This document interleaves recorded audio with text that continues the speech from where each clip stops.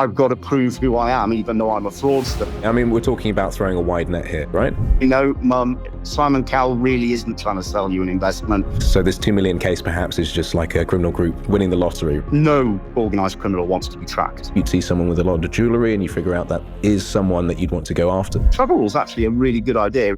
Hello and welcome back to Series 2 of What the Fraud. I'm Thomas Traniak, currently responsible for some of our very exciting partnerships here at Sumsub, the global verification platform helping to verify and protect users, businesses and transactions as well. So we've got some fantastic guests coming up this season, a brand new studio and a lot of fraud-related matters to discuss. Today, we're revisiting crypto fraud from a different perspective this time, as there is a key question we need to discuss. How has crypto fraud changed this year, and what role does regulations like the travel rule play in combating it?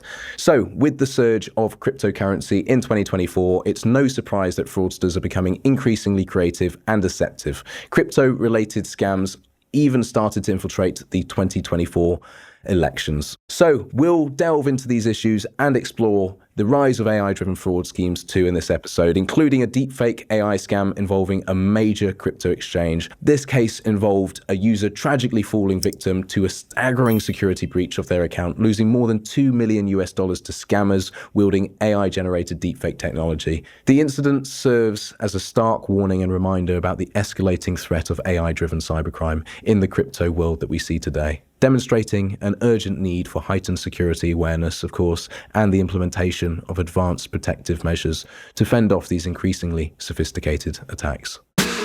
So let's introduce our guest, Mark Taylor.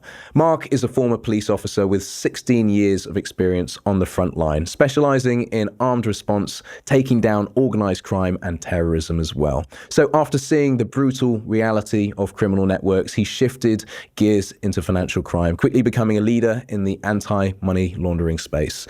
Now, deep in the world of crypto, he's on a mission to fight financial crime and push for smarter, balanced regulations. Mark, welcome to the show. Hi, thank you very much for having me. It's a pleasure to be here. Well, thank you so much for joining us, Mark. Moving from the front lines of law enforcement yourself to the digital battlefield of financial crime, it's quite a leap, right? So what has actually inspired you, Mark, to make the shift from traditional law enforcement to the world of AML and crypto as well? So the reason that I moved from law enforcement into anti-financial crime was a conjunction really of a personal situation, but also I was getting very frustrated with the way that we seem to be on the firearms team arresting the same sort of people over and over, especially when it was organized criminals, and we were dealing, if it wasn't with them, with their same gang. And it was a real difficult situation standing back and watching the people operate back in our communities again. And I remember the conversation I had with a special branch officer, and he said, we're just going around in the justice system merry-go-round here. If you really want to hurt them, you've got to hit them where it hurts, and that's in their money. And I kind of took that to heart, and I had the opportunity to start working in anti-financial crime in Gibraltar, in the online gaming industry. And my career, I found it very satisfying, and my career quite quickly took off into senior management in compliance, anti-money laundering, counter-terrorist financing and anti-fraud. With your background as well, I imagine you've seen firsthand how criminal networks operate on a day-to-day basis, and whether it's in the physical world or through financial systems digitally. How does your experience influence your approach to fighting financial crime in the crypto space, and particularly at CEX as well? One of the cases I dealt with when I was in the police was to do with a local triad leader. And his approach was a very traditional form of money laundering, owning restaurants, laundering funds through restaurants, and they may be empty, but all of a sudden they've done a full evening's business on the books. And it's quite easy to launder funds. Right. I had a conversation about a year or so ago with one of my ex-colleagues who was informing me that his son has taken over from his position and is very interested in crypto. And I think that's kind of an interesting point of view, because although he's taken over the organized crime in that particular area, he is utilizing his father's old skills, but also utilizing it and mixing that with new technology, such as crypto, the internet, how to carry out scams on top of their money laundering schemes and their organized crime. And I think that's kind of a nice way that we should look at it in anti-financial crime. Is technology is growing massively, and there are many ways to deal with it. But just like our adversaries, we've got to look to the old ways of doing things as well, and not lose our old expertise on how to notice these things and these type of patterns. The changing in technology and the development of it is incredibly important for us to stay on top of, to understand how it works. That's, when I say we, I mean those in the anti-financial crime, but also those in law enforcement and government regulatory bodies. I think it's really important they understand how technology works, but not to get so focused on technology that you forget the old ways of how we used to detect and understand how these organizations carried out their crimes.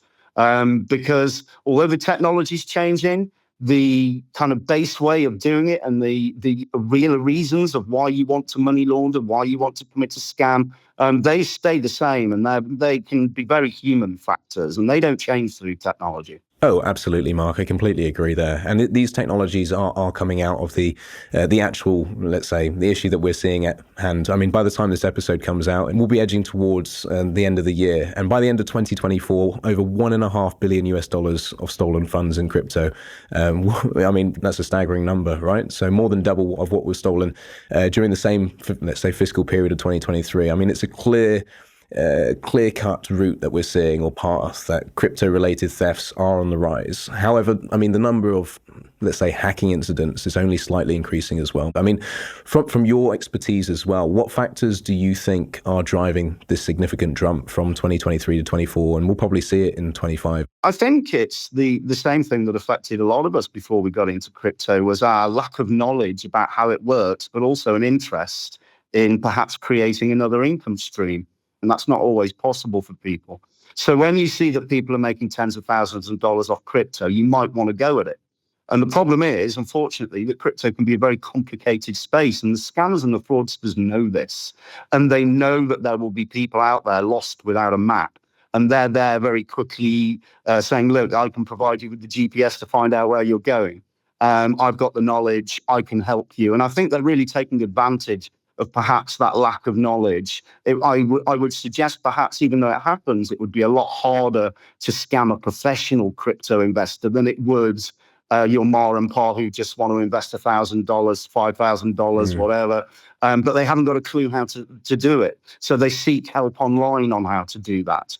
And unfortunately, that help isn't always positive help. Criminals at the end of the day are going to continue to leverage sophisticated tactics, right? From phishing that we've seen as of the last 20 years, to Ponzi schemes, which we've seen further down the line as well. But these are increasingly used as real tactics, such as deepfakes to get funds out of innocent people, right? I mean, Mark, would you be able to remind our audience how deepfakes are actually being used to exploit the industry from your personal experience as well? Yeah, absolutely. So there's various different ways that people are utilizing AI, from deepfakes, from the simple kind of scamming you to say, look, I'm Simon Cowell and I invest in this. And they tend to sucker in perhaps the less educated about it, or the elderly in our population. The amount of times I've had to answer the phone and say, no, Mum, Simon Cowell really isn't trying to sell you an investment, and it's not a good. And the 15-minute conversation that follows of me trying to convince her, where she's saying, no, it's him. I'm looking at him on the screen. And trying to make them understand about the level of technology that is out there. There's those kind of scams, but there's also deep scams, such as in the example, deepfake scams is in the example that you mentioned earlier, where someone was scammed out of a lot of money. Now, in the reports for that, there were several references. One said his information was purchased on Telegram. One says that his information was obtained on Telegram. But either way, at some point, those fraudsters have got to interact with the exchange. And as we know nowadays, technology is moving forward. It's very rare that the exchange will just ask you to send a driving license or a photograph of a payment card to prove that you own it. A lot of the times now, you're asked for a video or for a call or some sort of, if you want to change the password, if you want to change the 2FA settings on the account, you've got to get in touch or send a video in, a liveness check or something like that to the exchange. And one of the ways that they're utilizing that is they're utilizing deepfakes to make it look from people's photographs and videos on social media. It doesn't take too much to be able to create a fairly convincing deepfake to convince the crypto exchanges that they are dealing with the actual customer. So there's various levels on it. There's kind of the broad social media, and then there's the very specific. I've got to prove who I am, even though I'm a fraudster. I've got to prove I'm this customer and utilizing it for that. Then there's the other way of scamming it, which is a very personal way of doing it, whereby you may get a relative call you saying, I'm stuck in Bulgaria, I've lost my passport, I don't know what to do, can you send me money? And on the phone, I'm listening to my uncle say this, but it really isn't my uncle. And he passes me the account details, and so I pass it over to him. But it really wasn't him. It was someone who was using deep fakes, whether in video or whether in voice, to say, look, actually, I do need help, but in reality, it's a scammer and a fraudster. Absolutely. Mark, you touched on so many good points there, including the fact that these scams continue to get more and more sophisticated as well. You did also touch on, of course, one of the cases that I mentioned earlier. This major fraud case drew huge attention due to the use of deepfake technology. A user reportedly from China actually lost over $2 million after scammers used AI-generated video to alter account security settings. I mean, these attackers, Mark, first gained personal information via Telegram, which they used to reset the victim's password and change the crucial security settings and features like phone numbers, email addresses, Google authenticators, and all of these other settings through deepfakes. I mean, this allowed these hackers to drain the account in less than 24 hours. So, Mark, how could the user or the crypto exchange have detected and prevented the deepfake technology before the breach occurred? Okay, so there's a couple of factors here. Let's look at it from the victim's point of view first. It sounds like, I don't know the exact particulars of the case, but it sounds like the scammer's got enough information through Telegram to be able to reset some passwords or to do something on the account. Now, I would assume that's probably login details or something like that. Now, that would either have been obtained through hacking, which would probably be unlikely if it's those specific details, unless they hacked his personal computer or they purchased his information when it had been previously being hacked. It's much more likely, and what we see a lot as well, is that scammers hang around in the crypto and relevant chat areas within Telegram, and they will wait for certain situations and certain parts of conversations to come up. And they will approach people and say, look, I heard you talking about such and such investment. That's a pretty good return, but I could do better for you. This is my company. This is what we do. And they've got fake websites to back it up. And they don't necessarily see the red flags there and then. I think there's a level of personal responsibility there that we have to ask ourselves. Why did that initial exchange go ahead? If it wasn't the victim not seeing those red flags and it was a hacking or something like that, there's not much the victim could have done about that, apart from perhaps had better security on their emails, been more careful with their passwords, used a password manager instead of the same password across 10 accounts. There could be many reasons of that from the victim's point of view. So it depends exactly how it happens, really, as to where the victim could have helped themselves and spotted the red flags there. From the crypto exchange's point of view, if there was controls of velocity controls over the amount that you withdraw over a certain amount of time, and your systems as the exchange monitor that, they perhaps should have said, hang on a minute, we've not seen this before. We've only seen 100 grand going in or 200 grand coming out. These structured payments in one day of 500 grand coming out, or 1 million, or whatever the transaction is, you can have your systems spot those kind of transactions and say, this behavior is unusual for this customer. So we're just going to calm things down a bit. We're going to freeze it. We're going to get in touch with the customer and say, did you really mean for this to go through? And that could have perhaps stopped it from that side. Part of the issue is obviously you want your customer journey to be good. You don't want every time that they suddenly have a large expense, everything to be frozen. But we are getting more and more used to that. I completely agree with that, Mark, as well. I think the onus is on these exchanges or any of these financial institutions, crypto or TradFi, to actually protect their community, protect their user base, of course. Like if the user is able, after obviously spending so much money on the exchange, to have their account taken over, all of the security measures circumvented, and then 2 million withdrawn within 24 hours without any account takeover suspicious actions or behavioral triggers, pushing for KYC checks or anything else, I think the onus does fall on, let's say, the exchange in this case. And from your, let's say, experience at CEX or beyond, how are these victims picked? I mean, at the end of the day, if we're talking about traditional crime, you'd see someone with a lot of jewelry and you figure out that is someone that you'd want to go after. But it is quite hidden behind a veil, let's say, on online digital wealth, etc. So how would you say these individuals are picked by organized crimes? The victims of these particular crimes do normally tend to be just your general members of the public. Not necessarily, that 2 million is quite an unusual case, I would say.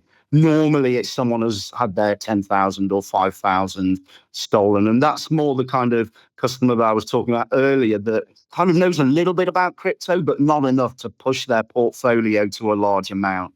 And I think that they kind of tap into those kind of people with investment scams and look, we can help you. It's even been quite common that we've seen is that you will have certain chat rooms that discuss maybe issues with certain exchanges or about a certain exchange. So I think they're being kind of intelligent about how they approach it. They are certainly targeting it through particular means and the channels where these things are discussed and the forums and the online presences. But I think also behind the scenes, there is probably also those who do the email blasts as well. Absolutely. I mean, we're talking about throwing a wide net here. So this 2 million case perhaps is just like a criminal group winning the lottery, right? Yeah. We're also looking at, with all these chat rooms, all these communication channels between the general public with nefarious sort of intent, being able to access democratized technology, which can be used against these exchanges, against these individuals. The fact that it's maybe not just the criminal groups, but individuals which are jumping the gun and saying, actually, I could do this without much, let's say, upfront cost to myself and move towards actually scamming other people is quite scary to myself and the team. Are crypto platforms and exchanges, let's say, prepared to actually handle the emerging threat of these deepfakes and cybercrimes? And Mark, what can they do to stay ahead of these attacks as well? Okay, so I think education is a majorly important one there. This particular case that we've been studying, the crypto exchange in question in January put out 2 blogs with very in-depth information for their customers on how to avoid this kind of thing and how to be aware of the red flags. So, for example, that customer that goes into the Telegram channel and says, oh, I'm customer support, changes their logo, I'll help you out. We know about that, so we should be going into those channels and educating people. Remember, we'll never approach you in here. We'll never ask for your password. We'll never, if anyone ever approaches you in this channel, it's the responsibilities on the industry as well to think about new ways of educating, but not just once, but continually. You've got to feed it because those who aren't involved in the industry, it's very, very easy to forget. 100%. It's both the public and also these companies educating their employees as well. And CEX sounds like it's in very good hands with you, Mark. What steps should other companies take immediately after they've been attacked by AI-driven scammers, let's say? You've got to think, how can we approach this better? How do I educate my customers better? What can I do from a technology standpoint to recognize when I'm being sent an AI video instead of a proper liveness check video? But I think the responsibility is to educate, but also to continually question your controls. Absolutely, Mark. And it touches on what I wanted to talk about next. I mean, how does the use of AI fraud actually alter the risk of the profile for individual crypto users? What are you doing to put in place for these new, let's say, sophisticated fraud schemes, which might be coming into your platform and taking other users' capital? We mustn't forget our old ways of detecting these kind of things and the common sense ways of investigation. Because it's quite easy to get through the door, perhaps, with AI and perhaps change stuff, which it shouldn't necessarily be. But if you get an AI deepfake video sent to you and your systems don't recognize that it's fake, and you've got the answer that you want and you think, yeah, that genuinely is the person. It's the follow-up work after they've got through the gateway. And KYC has always been like this, not just with new technology, not just with AI and deepfake. KYC has always just been a gateway. You've got to watch once they're in your city and they're through your doors. You've got to watch what they're doing. You've got to say, how is that happening? Is that usual for that pattern? You've got to have the systems that can watch and read for patterns to say, hang on a minute, this isn't how this person normally transacts. You've got to have a way of watching them, how they act when they're through the doors. This person logged in every single time before from their home in Mallorca, but all of a sudden they're logging in from Northern Africa. What's happening? Are they on holiday? You've got to stop and check and ask. And not just ask, you've got to kind of risk that customer journey a little bit at times. You've got to stop the transaction because, yes, you might have egg on your face and say, look, I'm really sorry, customer. You were right. It was you. We've got to go through the transaction. But at least we saved you your 10,000 that you were transferring, and it wasn't a scammer. So I think that it's not just focusing on the gateway of KYC and deepfakes. It's watching activity and how people act once they're through your doors. Oh, 100%. And monitoring behavior over time is super important, and creating the risk profiles that are needed to spot and, let's say, stem fraud before it happens. You mentioned that regulators often lack a deep understanding of crypto, which leads, of course, to core issues not being effectively addressed. So, Mark, I'm really keen to hear your thoughts on the crypto travel rule. But before we dive deeper, let me briefly explain for those who might not be familiar with the travel rule or just need a quick refresher as well.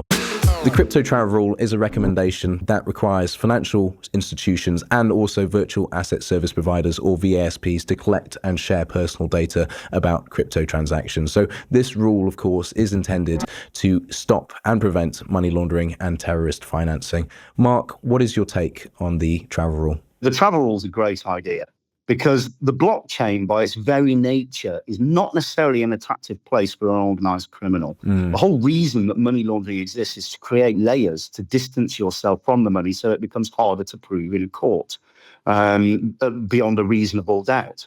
And the blockchain, every single transaction leaves, a trail of salt behind you. But the problem with that, and what the blockchain was missing, was it leads you just to a very long number that means nothing. You don't know who owns that end result. You can track it, you can tell that it's gone to this wallet, but you can't say who owns that wallet. So the travel rule is actually a really good idea. It kind of closes one of the doors and really brings the blockchain to the fore of why it's good and why it protects. Because no organized criminal wants to be tracked in their activity at all. And the blockchain does that. But what's been helping organized criminals and fraudsters is the fact that it's really hard to find out. Even though you can see where it's gone on a map, you can't say who owns that end destination. And this is why the travel rule is quite an important piece of legislation. However, it does have its issues. And those kind of issues are the regulatory complexity, the technical challenge, interoperability between the different systems and the different exchanges, the Sunrise issue. That I could go on and on and on about the difficulties, but just because of the difficulties, it doesn't mean we don't start somewhere. We have to start somewhere, and those difficulties will get ironed out over time. Thank you, Mark. Let's dig into it right after this. So it's time for our behind the scenes at Sumsub take. For many companies, particularly those new to crypto, the challenge isn't just knowing about the travel rule, it's understanding how to actually comply with it. So to help professionals like yourself navigate these complex compliance requirements, we at Sumsub have indeed launched a free open access travel rule course. The course covers VASP or VAS requirements across multiple jurisdictions, risk mitigation strategies to protect platforms and users, and expert tips that bridge the knowledge gap with advice you can actually use. This is featuring insights from industry leaders like Domain Foundation, Solidus Labs, BitComply, and GTR. The course includes interactive modules and on-demand recordings as well, so you can complete it at your own pace and watch it again when necessary. Plus, when you finish, you'll also earn a certificate that shows your expertise in that area. This course runs for a limited time only, so be sure to sign up before registration closes. You'll find the sign up tab at the top of our website, sumsub.com. We'll place all the links in the description. With me still is today's guest, former police officer Mark Taylor, who has swapped fighting organised crime and terrorism with foiling financial crime, including crypto fraudsters. Mark, welcome back. I've just mentioned the crypto travel rule and what we offer at Sumsub to help bridge the knowledge gap. But for our audience tuning into the podcast, please could you kindly explain to the audience how exactly does the travel rule protect both data security and customer privacy in the cryptocurrency space? Well, of course, you've got other pieces of legislation that enforce that data protection and privacy. And they make sure, whether it's GDPR, whether it's Data Protection Act, wherever you are, there's on the planet, there's pretty much a piece of legislation that helps protect your privacy.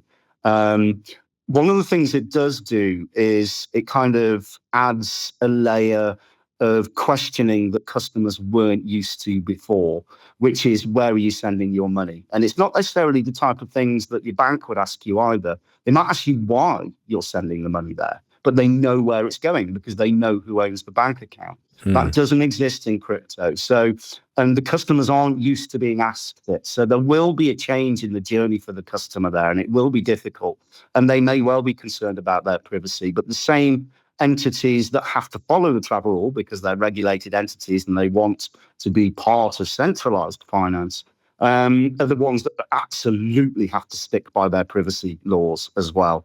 So the laws are already there to protect people. And yes, sharing that bit of extra information might seem intimidating, but your bank already knows it. Traditional finance already knows where your money's going. Might not know why you're sending it, but it will know where it's going. And it's just bringing crypto back in line with traditional finance in that part. Definitely. And if you want to align the both, it's very necessary as well, although paradoxical to the DeFi sort of mindset that was sort of governing the space 10 years ago. But what kind of shifts do you think this rule could create for crypto compliance moving forward as well? When we're looking particularly at fraudsters and scammers and financial criminals, they never go away. They're just going to adapt. They're either going to move or they're going to adapt. They're going to use things like we were talking about previously, such as AI and deepfakes, because you're going to be looking at proving who you're sending it to. You're going to have to put a name in. You're going to have to put an end destination, and then that crypto exchange is then going to verify that with the receiving crypto exchange, that they hold the details of that account and it matches the name that they were told. So it brings in an extra layer of complexity, but not necessarily that difficult, because we're just talking about the gateway here again, which, I mean, organized criminals have been combating this gateway for the last 40, 50 years, and it's not new to them on how to do it. So they're just going to have to go to the other exchange where you're sending the money and create that fake account as well. So it is possible, and it will be possible for fraudsters to sidestep it, but it's going to be on the crypto exchanges to make sure you have those checks in place, make sure that your KYC is really important, but also to watch and map the patterns as well. Of where they're sending money, how often are they doing it, and then do your source of funds and source of wealth questions. When you say, look, I've noticed you sent this person $50,000 over the last 2 months. What's that for? Where's it coming from? Why are you sending it to them? Prove it to us. I think that we're going to have to react in that way, but I don't think it's necessarily going to stop the fraudsters. Those that can't be bothered to deal with that, then they will move perhaps more towards DeFi. Oh, completely agree as well. And I think the onus is on the companies, as we share again, to have all of these, let's say, frameworks in place and these processes and these roadblocks for these criminals. And I think this rule actually is going to help quite a bit. I mean, now another change in the industry is of course, the influence finance tech or fintech is having on shaping political decisions. So according to a Gemini survey, actually, for the first time in US history, cryptocurrency is set to influence the presidential election. So Mark, my question to you, what do you think this reveals about the increasing impact of regulatory concerns on cryptocurrency investment and ownership?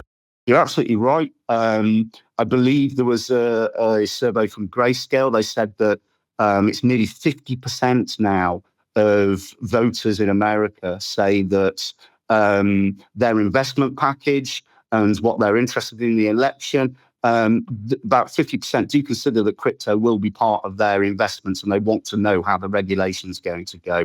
And also, apparently, inflation. I'm not a politician. I'm not heavily into politics, but apparently inflation is one of the major points here. And that brings questions around the US dollar. And when you see perhaps BTC that has a hard cap supply, you know how many are out there. It's harder to change, even though it's quite volatile at times.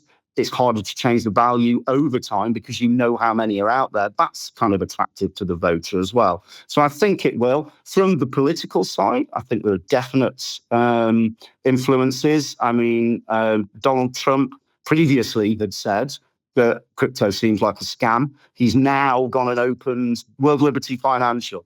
He's now got his own crypto financial firm. He was peddling NFTs as well. But I mean, the reason he's taken such a juxtaposed, let's say, view and changed his stance is because 73% of US crypto owners say that actually their candidate's stance on crypto will affect their vote. And of course, this is how presidential candidates are going to be adapting, let's say, their platforms to address these individuals as well. But from your side, Mark, would you have any answer around how these presidential candidates are adapting their platforms, their outreach, etc., to address these changes? I wouldn't necessarily say that what they do now to get through the election is important. I think it's probably what they're going to do after. And we've seen before that, let's say, the Trump camp become elected. Yeah. We know that he believes in deregulation, which I don't think is the right route. And that will be very attractive to a lot of crypto investors, and crypto companies, is that they'll be able to move their money a lot easier under deregulation. But very soon, I think they'd recognize that they're not as well protected. I think regulation is important. I think that's more the stance that Kamala Harris is coming from, is yes, we're going to be welcoming to crypto and AI, but we're going to regulate it. And I think that's the important one. It needs to be regulated properly. Look at the history of regulation of crypto in the US. There's so many entities that are kind of fighting for, no, I want to regulate it. I want SEC or Department of Justice, and everybody wants a piece of the pie. I think they need to decide on a clear format as to how they're going to go forward with that. I agree so much as well. I mean, there needs to be a clear format. I mean, from your point of view, Mark, would you be able to elaborate on any other regulatory challenges that you've come across in your experience and your time in crypto? Yeah, so from a regulatory point of view, now bear in mind, I don't want to badmouth regulators. They have an awful, difficult job.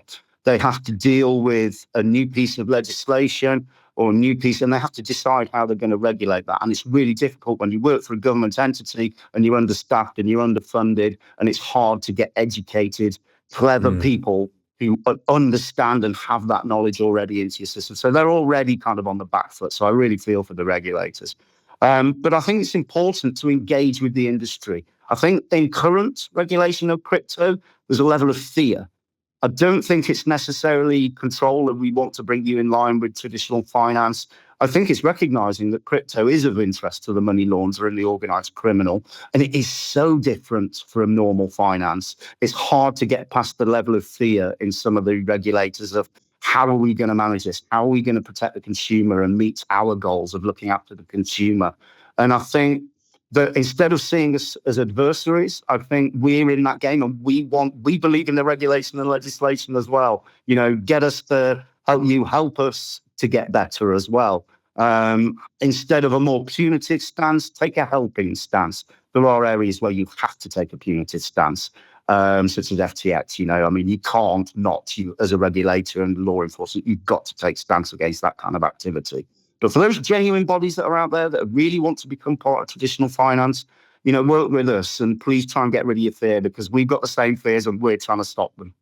Oh, completely, Mark. I mean, everyone's trying to get their affairs in order as we move forward. So finally, Mark, looking ahead, what would you say are your biggest hopes for crypto regulation in 2025? My kind of biggest hopes are that the regulators will obviously put their regulation in. We've got MiCA coming in Europe. Most countries are going to have that kind of active by the end of the year, or maybe depending upon which entity, jurisdiction it is, partway through 2025. But I would kind of ask the same sort of thing as I said before, really, is that, yes, you've absolutely got to put that regulation in place, but please be patient with us as we try to follow it, because it's we're not part of, or traditionally, we haven't been part of the financial services. And there's a level of learning on our side to come over to your side, and we kind of like to meet you in the middle. So, yes, we are going to get it wrong, but we are going to be transparent with you. So my hopes are that when these regulations are put in place, that an open dialogue remains, and it's not just the regulations are there, here's the stick. Let's use the carrot a little bit. There needs to be direct communications on both parties, right? Or between both parties, which is essential as we move forward as well. Yeah, and most regulators are pretty good at that, but let's maintain that as they get put into place, these regulations.